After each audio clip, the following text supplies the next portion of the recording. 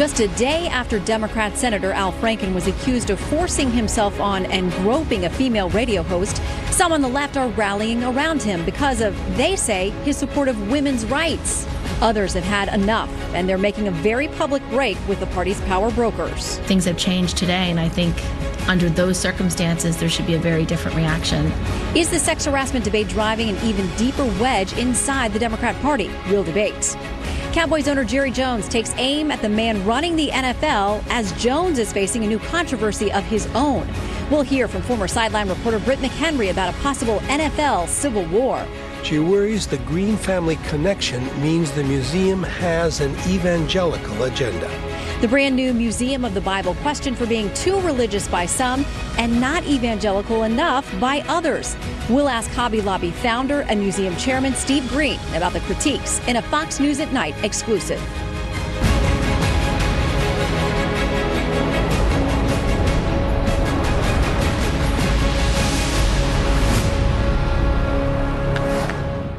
Hello and welcome to Fox News at Night. I'm Shannon Bream in New York. Tonight, a growing divide within the Democrat Party. Senator Al Franken's accuser, Leanne Tweeden, says she has accepted his apologies for groping and, in her words, humiliating and belittling her. The fact that she's not calling on him to resign is music to the ears of the senator's supporters. 8 of his former staffers releasing a statement tonight saying, in our time working for the senator, he treated us with the utmost respect. In Washington, Senator Franken's Democratic colleagues on Capitol Hill say they want to see what an official probe uncovers before joining calls for the senator to resign for what he did to Tweeden on a USO tour in 2006. The ethics team will investigate and we'll see exactly what they find and then I'll learn more about what's going on. So far I know only about the press reports, but I'm troubled about them. Is waiting for an ethics investigation tantamount to looking the other way? Listen to what this analyst just said on another network. Saying there's going to be an ethics investigation allows every member of Congress to say, I support that. I think there should be an ethics investigation, then run away from reporters. It's easy. It's just an easy thing to do for every Democrat to say, I support the ethics investigation, and then go on your merry way. If you are among those who think Democrats are trying to sweep the Al Franken controversy under the rug, you're not alone. Adriana Cohen, a columnist for the Boston Herald, writing today, Democrats now have another opportunity to finally show some moral leadership. The so-called Party of Women has insisted women be believed, but has refused to do so when the targets are their own.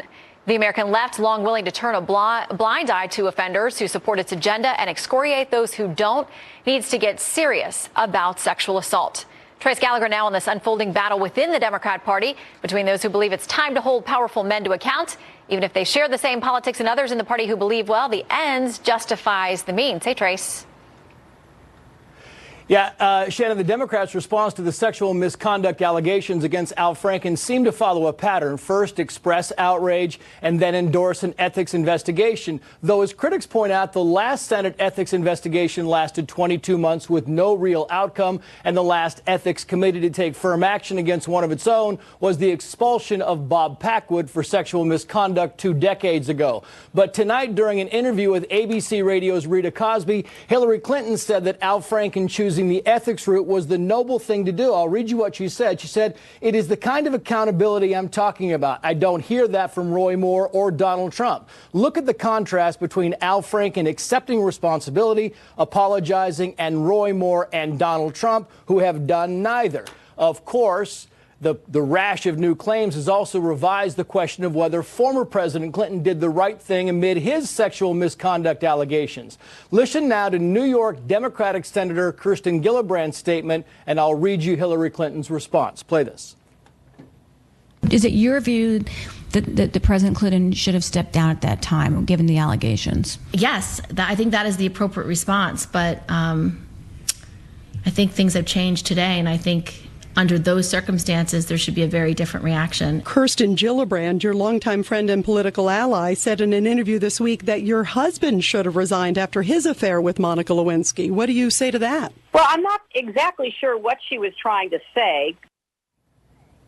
Yeah, but then you have former Clinton advisor, but it's odd because Clinton advisor Philip Reines knew exactly what Senator Gillibrand was trying to say, and because she said it, he branded her a hypocrite, saying, and I'm quoting here, her point was strange to me because she probably didn't come to this feeling and thinking that her position was the same as yesterday. Why she wouldn't have that opinion in the last 20 years and vocalized it is strange to me. Nothing has stopped her from doing so. So despite the headline saying the allegations against Al Franken and Roy Moore will bring a day of reckoning to the Clintons, it appears they still have many supporters willing to fight the fight.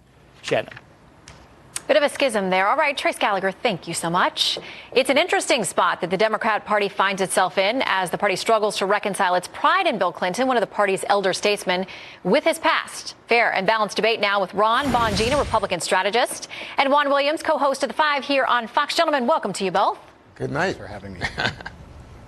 All right, I want to start with a quote from a piece in the Washington Post by a woman who says that she is a feminist, and yet she doesn't think that you should get rid of Al Franken, at least just right off the bat, because he supports women's rights. Here's part of what she says. I don't believe resigning from his position is the only possible consequence or the one that's best for American women. If we set this precedent in the interest of demonstrating our party's solidarity with harassed and abused women, we're only going to drain the swamp of people who, however flawed, still regularly vote to protect women's rights and freedoms. Juan. Well, I mean, to me, this is, opening the door to charges that Democrats are hypocrites, because what it says is Democrats appear to say that they are the party that represents the interest of women on so many issues, but particularly in terms of being pro-choice and protecting women. And then all of a sudden, when you have Democratic men who find themselves in the crosshairs of charges of sexual misbehavior, they make excuses. I think that's why this week you've seen, Shannon, writers at the New York Times, at Vox, Gillibrand, there's a Democratic congressman, all say that they believe Clinton should have had his moment of resignation, that he should have just fessed up. I think the contrary point of view is that Clinton was impeached, and he will forever bear that opprobrium, that he was impeached, and it's all tied into what happened with Monica Lewinsky in a very different time in American life. But today you have people like Donald Trump, who hasn't been impeached. Nothing has happened to him, even though Donald Trump faces, I think it's 11 women who have said that he sexually behaved inappropriately with them. Okay, but if we're talking about the past and what the party has tolerated in the past, I mean, that's relevant. President Clinton's gone on to be celebrated and give $500,000 speeches. And a lot of people would think he's recovered well, even if Monica Lewinsky's had a rough couple of decades after this. Ron, I want to read a little bit more from Philippe Reines, who is a longtime confidant and employee of Hillary Clinton, pushing back against those who would come forward and say negative things at this point. He had a tweet that we're going to have to bleep part of this, but he said, Ken Starr spent $70 million on a consensual sex act. Senate voted to keep POTUS, WJC, William Jefferson Clinton, but not enough for you at Senator Gillibrand. Over 20 years, you took the Clintons' endorsements, money, and seat. Hypocrite. Interesting strategy for 2020 primaries. Best of luck. Sounds like there's a little bit of a civil war going on. Yeah, there certainly is a civil war going on. There's no question about it. And I think what you see are Clinton loyalists trying to pick up their swords again and go to battle. And we've seen this where it's exhausting. We've seen the Clintons do this the Clinton loyalists do this time and again. They need to surround the president and the first lady and protect them. When in fact, the president was impeached. It was extremely embarrassing for our country. And yes, he is revered by the Democratic Party, but now you have a split. You have people that are looking to look forward to the future. And I got to tell you, we should be really focusing on Senator Al Franken. I think this whole Bill Clinton thing has been a big distraction. He is still in office. And I'm not saying he should resign, but the fact is he should go back home to Minnesota and do an on-camera press conference and apologize to voters firsthand. Having a written apology, even 2 times, and having a staffer surround him, I think is a real cop-out. Getting in front of the cameras and really saying, guys, I'm ashamed of what I've done. That's standing up. But I think he's waiting for the Thanksgiving break to hopefully think that this might all go away. But it's not going to. Well, Friday night drops, weekends and holidays are always good for getting rid of things you don't want to talk about in Washington. We're all familiar with that. Wanda, what do you make of those who say, listen, letting this thing go to the Ethics Committee and celebrating that is a good thing, but we all know that can take, you look back to the case of former Senator Packwood. I mean, I think it was like 2.5 years they were investigating before he ever said, this isn't going to end well for me. I'm going to leave. That's exactly right. So when you look at the situation with Franken, I think it's important that people have a sense of how different this is. This is not Bill Clinton. This is not Judge Roy Moore in terms of the allegation. It is, to my mind, inappropriate behavior before he was an elected official. So he was not a U.S. Senator at the time this took place. Nonetheless, he is a U.S. Senator now, and it really shows something about his character and I think leads to questions.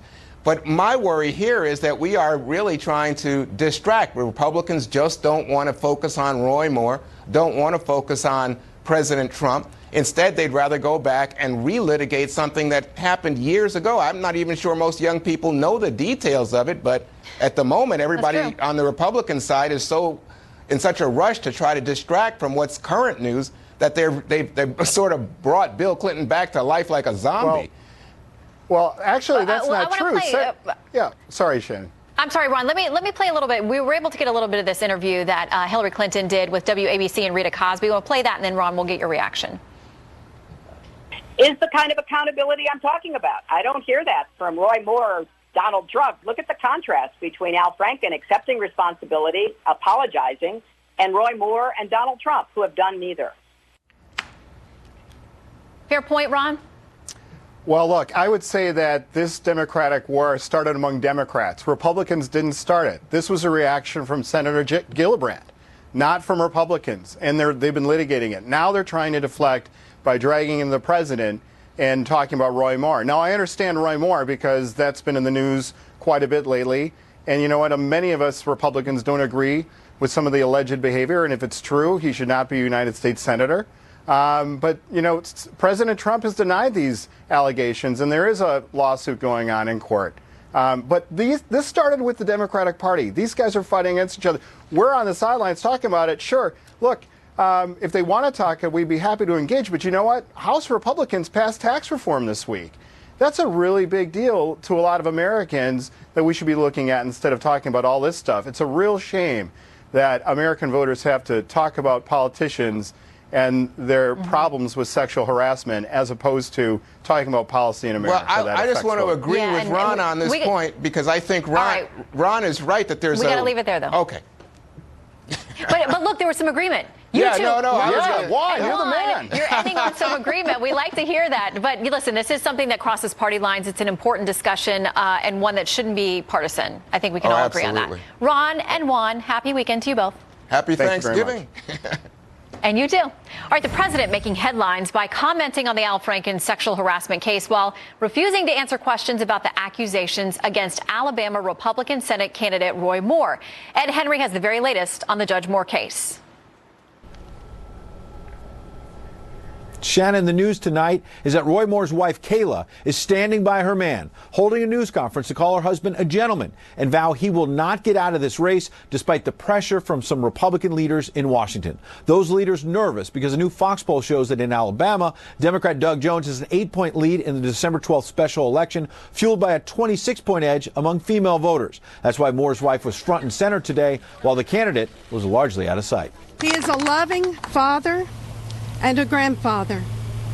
And most important, he is a Christian. So let me set the record straight. Even after all the attacks against me, against my family, against the foundation, and now against my husband, he will not step down. That's right. The mainstream media, meanwhile, continues to press the White House about why President Trump this week did not come out on camera and denounce Moore, even though the president did say on his Asia trip that if the allegations of groping underage girls was true, Moore should step down. And this week, the president's daughter and senior advisor Ivanka Trump did speak out by saying there's a, quote, special place in hell for people who prey on children. And the president decided to tweet about Democratic Senator Al Franken in that now infamous photo suggesting he groped radio and TV personality Leanne Tweeden. The president tweeting about Franken, quote, the Al Frankenstein picture is really bad. Speaks 1,000 words. Where do his hands go in pictures 2, 3, 4, 5, and 6 while she sleeps? The president then adding about a separate comedy skit years ago in which Franken suggested another journalist maybe should be raped. Quote, and to think that just last week he was lecturing anyone who would listen about sexual harassment and respect for women. Leslie Stahl tape? Those attacks opened the door for reporters to press White House spokeswoman Sarah Sanders about whether it's fair now to also investigate allegations of sexual misconduct that were aired against the president during last year's campaign. Look, I think that this was covered pretty extensively during the campaign. We addressed that then. The American people, I think, spoke very loud and clear when they elected this president. But how is this different? I think in one case specifically, Senator Franken has admitted wrongdoing and the president hasn't. I think that's a very clear distinction. Sanders also noted the president has expressed support for the Republican National Committee pulling campaign money for more. Shannon? All right, Ed Henry, thank you very much. Just a few minutes ago, President Trump tweeting on his administration's controversial decision to allow the importation of African elephant trophies from Zimbabwe and Zambia. The proposed move angering prominent Republicans, Democrats, and environmentalists all alike. The Fish and Wildlife Service had made the decision based on unspecified, quote, new information from the two African nations. But it looks like the pressure added up because tonight the president tweeted, put big game trophy decision on hold until such time as I review all conservation facts. Under study for years. We'll update soon with Interior Secretary Zinke. Thank you. Well, coming up, so much for diversity. A Cuban-American lawmaker blocked from joining the all-Democrat Congressional Hispanic Caucus. Find out why they say that's happened next. Plus, the grand opening of the Museum of the Bible, and it's already under attack from both the left and the right. Hobby Lobby founder Steve Green, chairman of the museum, joins us live a little bit later in the show.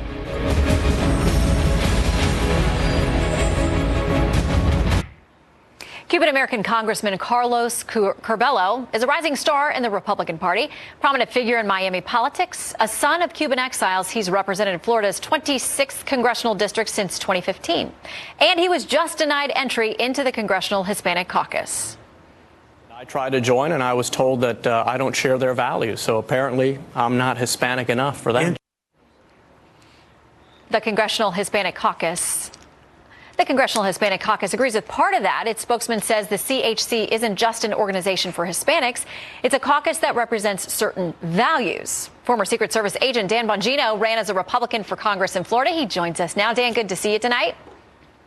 Here, thanks for having me. Okay, so I want to read a little bit more of what the CHC said. This has been back and forth for weeks, and they finally said, no, they voted he can't get in.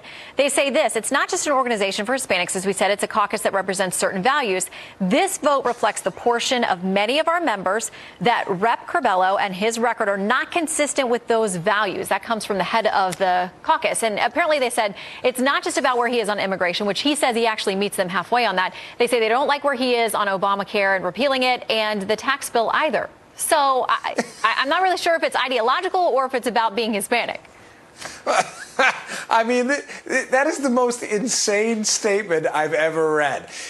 What exactly are your values? So let me get this straight. If you don't want to confiscate more of people's money through confiscatory tax rates, steal their health care and turn it over to the government, and send their kids to a bunch of failing public schools and eliminate school choice, if you don't share those values, you're not welcome in the Congressional Hispanic Caucus? Shannon, this story is a disgrace. I saw this today and I thought to myself, he's just south of me, by the way. I'm in Florida's 18th. Mm-hmm. He's just south in the 26th. And let me just say, I am very, very conservative as a Republican. I have sincere disagreements with Representative Curbelo about policy. But he's a good man. He's got a good reputation. And the fact that he's been kept out of this group because he's not, liberal enough, it just goes to show you the canard this entire diversity thing's been forever. It has nothing to do with diversity, everything to do with ideology. Well, and listen, obviously, the main issue is about immigration, and he's actually advocated for doing something about those who came here illegally, brought here as children, the so-called dreamers. Here's what he said about what he's been trying to do. I filed the first bill this Congress to give them permanent status in this country because most of these young adults are contributing to this country. They're paying taxes, they're working, they want to serve in the military, and I think we should welcome them. Why can't we work together, Republicans and Democrats, to do that? And Dan, that's not even an agreed upon position within the GOP. I mean, there are some Republicans who would think they don't appreciate him going that far, but apparently that's not far enough for the caucus. I'm glad you just said that the way you did, because you are absolutely 100% correct. That's not even the majority opinion in the Republican Party. And keep in mind, combine that with their claim, the Congressional Hispanic Caucus, that he's too Republican and doesn't share our values, and he's not welcome. That's not even a Republican position he took. I absolutely disagree with him on that position. I think it's a terrible one. But this guy is not, I mean, I just don't understand how you can claim for years, Shannon, that there's supposed to be some kind of intrinsic value in race, ethnicity, sex, skin color, that these items, these characteristics bring value to the table. And then you have a guy who's a Cuban-American immigrant with a very powerful backstory who has those things you claim bring value, and you say, well, by the way, you're not welcome because you're just not liberal enough for our group. Just call yourself the Congressional Liberal Caucus, and then let's be done with it. Why are we wasting people's time? Well, my wife is Hispanic. Shannon, she's an immigrant to this country. Let me tell you something. Her mom used to clean airplanes for a living and feed her kids airplane peanuts at night because they had no money to buy real food. I'm not going to be lectured by some group that claims to represent Hispanics that treats said Hispanics like a bunch of automaton robots. That's a disgrace. Well, there are Hispanics out there who don't think like liberals do. Right, and there's this issue about treating any group as a monolith. I mean, we heard this during the campaign. You can't treat evangelicals that way. You can't treat Hispanics that way. You can't treat African Americans that way. But it seems to be that some out there think that these groups are monolithic, and if you're not with their version of the monolith, that you're not getting in. Yeah, and it's a real shame they think that way. I mean, God forbid anyone slips and uses like an improper pronoun and says about a group, oh, that group or they. The left goes crazy. They, what do you mean they? And meanwhile, it could be an innocent mistake. And yet the left does this to us, Shannon, all the time. Oh, Hispanics all support unfettered immigration, open borders. Really? Have you interviewed every Hispanic? Have you met every Hispanic? What an insulting, demeaning comment to a group of people who are independent thinkers. Shannon, this is only a newsflash to the left. A lot of, quote, Hispanics are mothers, are fathers, cops, firemen, teachers, parents first. They don't think like some kind of racial and ethnic group of robots. And it's really getting insulting. And I think the Trump election is really indicative of the backlash that's happened to a lot of this identity politics overplay by the left in America. Well, we'll see how this plays out. He put up a good fight, and they said thanks, but no thanks. So we'll see if they change their minds. Stranger things have happened in Washington. Dan Bongino, have a great weekend. Thanks for joining us. Yes, ma'am. Good to be here. All right, coming up, fireworks as the Senate takes on tax reform, the explosive exchange, and what the White House says it will not compromise on when it comes to the Senate plan.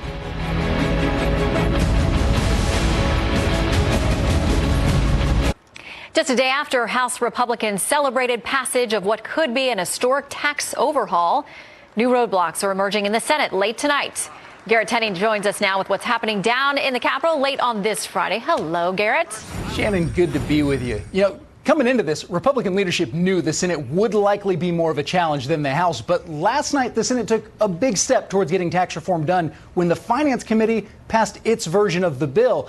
And while finance hearings aren't typically known for their excitement, Chairman Orrin Hatch got into a heated back and forth with Democrat Senator Sherrod Brown over allegations the GOP plan helps the rich, not the middle class. Before you learn this, listen, I've honored you by allowing you to spout off here. And what you said was not right. That's all I'm saying. I come from the lower middle class originally. We didn't have anything. So don't spew that stuff on me. I get a little tired of that crap. Well, Mr. Chairman, it's not true. With all due respect, I get sick and tired of the richest people Regular order, in this country Mr. Chairman. getting richer and Regular richer order. and richer. That may be a preview of what lies ahead when the full Senate debates and votes on the bill after Thanksgiving. Over the next week and a half, though, GOP leaders will be working hard to win over a handful of their own who have concerns about the current legislation. If more than 2 Republicans vote against it, it will fail, and there is already one likely no vote in Senator Ron Johnson, along with 5 others who are expressing their own concerns with the bill. The White House is also working to win those senators over, and today the chairman of the president's economic advisors said President Trump is open to almost any changes that can help the bill pass. I want to remind everybody that the president has really three main non-negotiables for this bill. That there's a 20% corporate tax rate, that there's a big middle-class tax cut, and that the bill simplify the tax code. Looking ahead to the 2018 midterm elections, tax reform has become a key campaign issue for Democrats and Republicans. And over the next 2 weeks, both parties are spending thousands of dollars on ad campaigns targeting vulnerable lawmakers in the Senate, hoping to sway them ahead of this crucial vote. Shannon? Listen, that was downright feisty for a Senate Finance Committee hearing. We'll stand by for more. Garrett, thank you so much. You got it. Yeah. I can expect it's going to. All right. The U.S. Air Force is ramping up airstrikes in Afghanistan. Is that a sign that hostilities are increasing there, even as the fight against ISIS in Iraq and Syria is winding down? Lucas Tomlinson has details from the Pentagon. The U.S. military has dropped twice as many bombs on the Taliban and ISIS in Afghanistan this year compared to all last year, a level not seen since 2012, according to a new report by the U.S. Air Force. The rise of strikes coincides with roughly 3,000 additional American troops recently arriving in Afghanistan to ramp up the fight against the Taliban. The new soldiers and Marines will operate closer to the front lines, armed with the ability to call in more air power. There are now 14,000 U.S. troops on the ground. The U.S. Army's top officer acknowledged the new danger facing his soldiers. If you're out there with the Afghan security forces, there will be an increased risk. Over the last 6 months, the Taliban has increased the amount of territory it controls or influences. According to a recent U.S. government watchdog report, the Taliban now controls 13% of Afghanistan, compared to 11% 6 months prior. That means 700,000 more people are living under Taliban rule today. Almost half the country lives in districts controlled or contested by the Taliban. But as the U.S. and Afghan army go on the offensive, the number of civilian casualties has risen 52% in the first 9 months of 2017, compared to the same period a year ago, according to the watchdog report.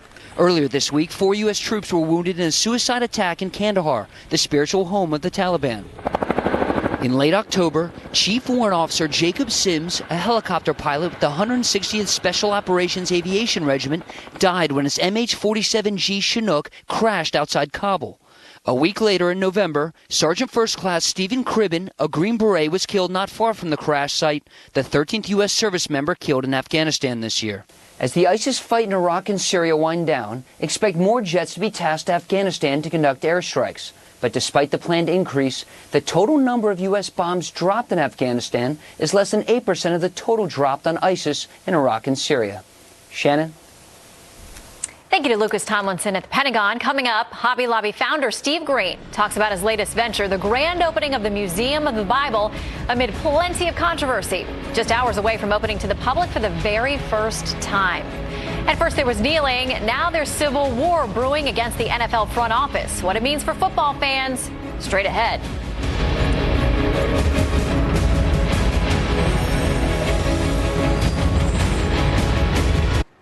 A new museum opens to the public in the nation's capital tomorrow, and it's devoted entirely to the history of just one book.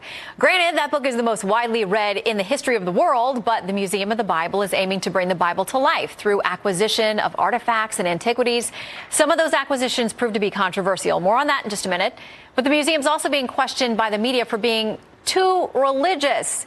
It's been primarily funded by Hobby Lobby founder Steve Green, the owner of the company that took its fight over religious freedom and won all the way to the Supreme Court.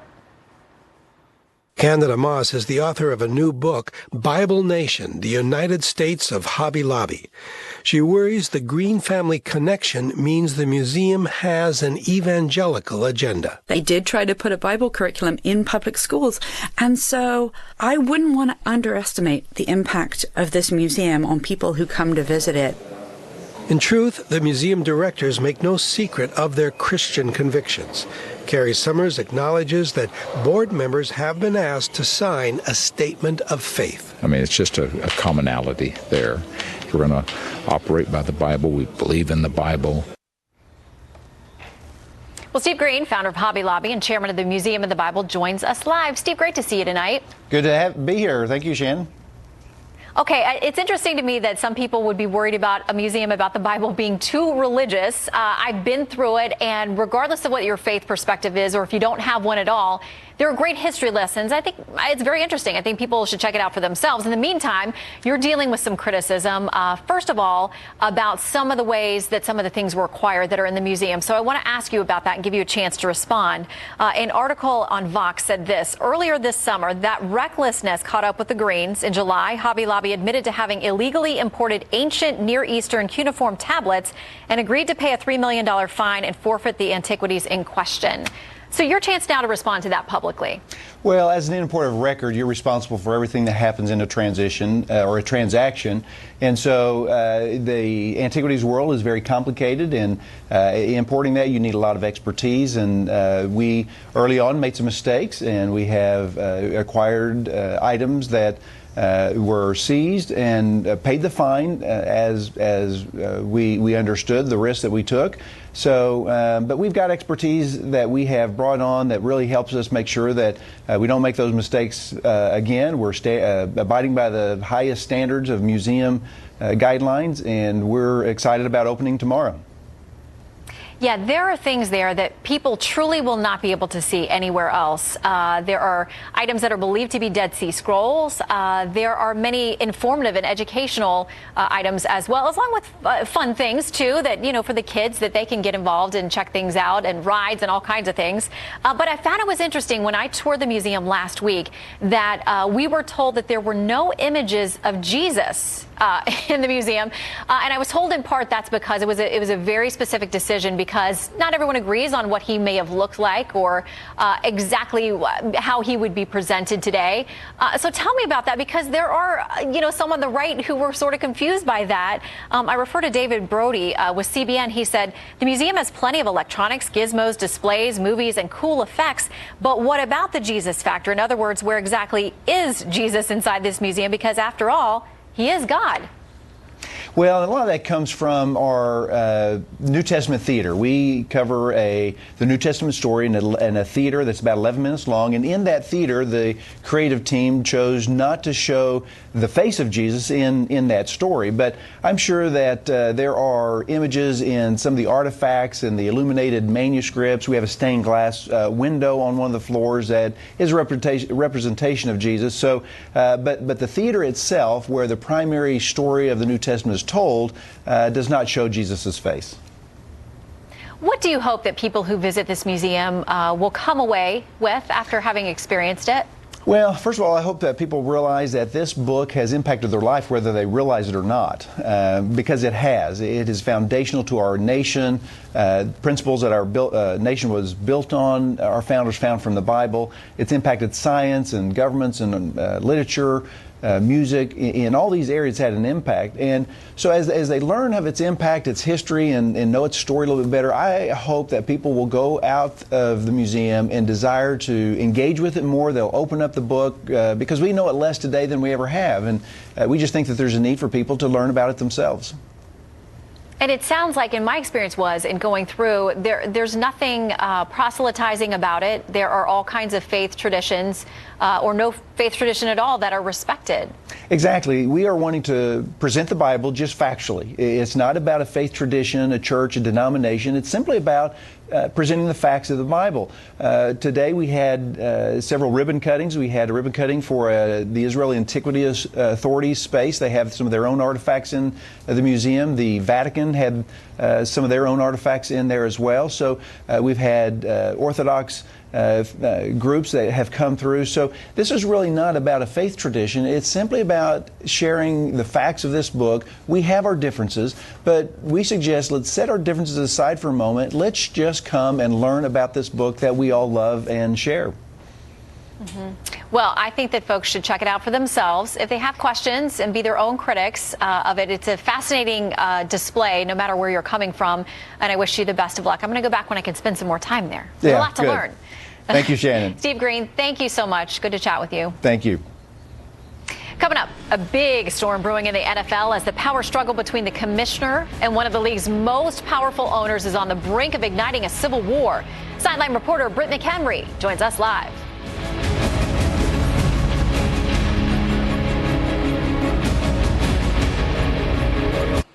Tonight Tonight, a storm brewing inside the NFL as Dallas Cowboys owner Jerry Jones has some choice words for Commissioner Roger Goodell over his push for a contract extension and a big suspension. Jones told ESPN magazine, quote, "If you think Bob Kraft came after you hard, Bob Kraft is, well, blank." We can't use the word he used, compared to what I'm going to do to you. Jones also shot down a report that suggested other team owners could band together to force his ouster from the Cowboys franchise over his firm opposition to Goodell.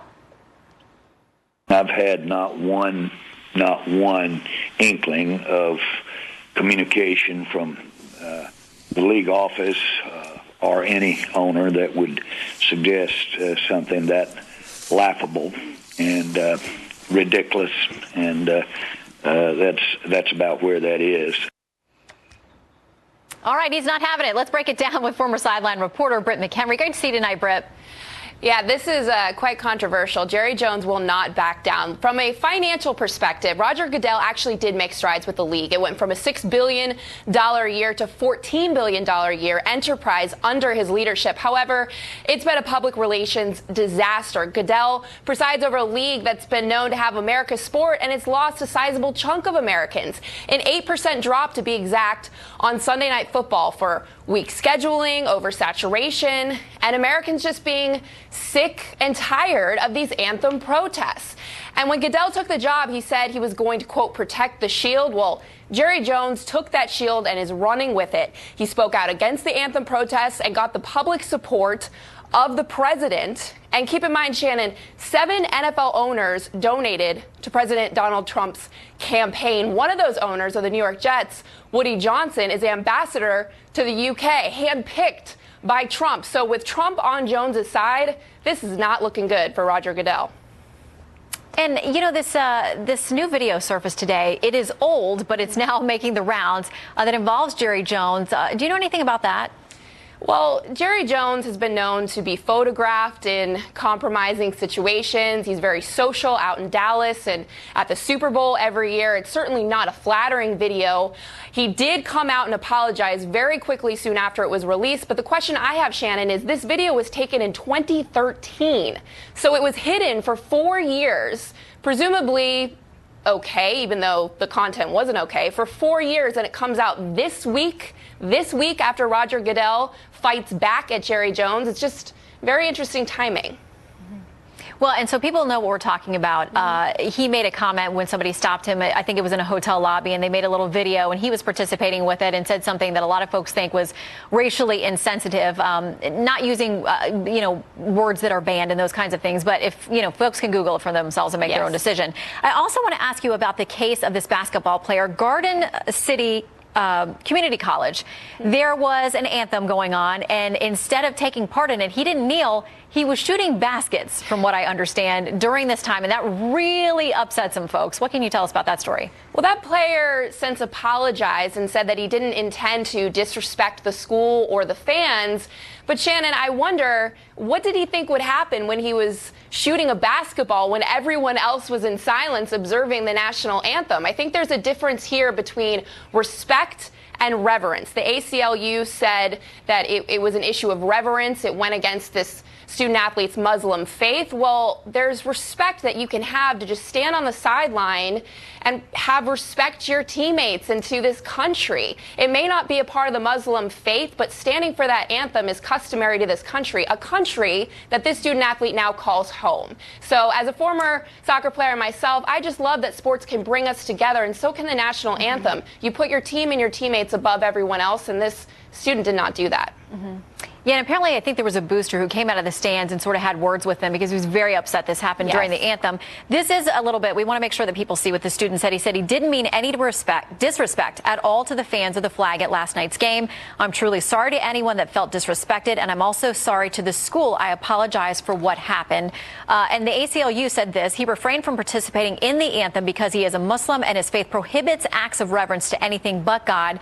My understanding is that he has left the school now, and there's controversy over exactly whether it was his choice or the school's, but he is gone now. Britt, thank you for checking in on 2 big sports stories for tonight. Good to see you. Thanks. All right, coming up, from Black Lives Matter to the halls of power, we're going to tell you how he did it when night court convenes.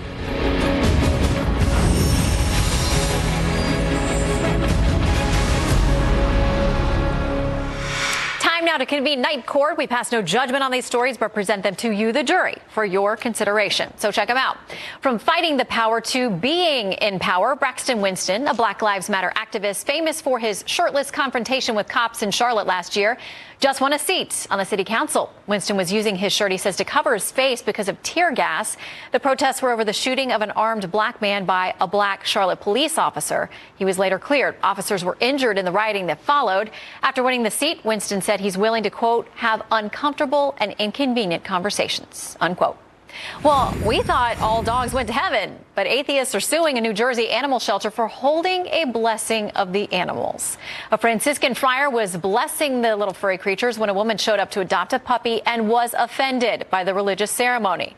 The atheists say it's unconstitutional to hold a religious event at a shelter if it receives public funds, so they want the courts to prevent future blessings of the animals. An embarrassing mix-up in the Detroit Police Department. Cops getting into a brawl after a drug sting went bad. The DPD says 2 different undercover units were working on a buy-sell operation, and they busted each other. There was a scuffle and 2 officers were injured. The Detroit police chief says it was the most embarrassing thing he's ever seen in the department. But listen, those guys are out there working hard, especially the undercover drug stuff. Not easy. So we appreciate the work you're doing, folks. Well, most watched, most trusted, and most grateful that you spent the evening with us. Tonight from New York, I'm Shannon Bream. We'll see you on Monday. Have a great weekend.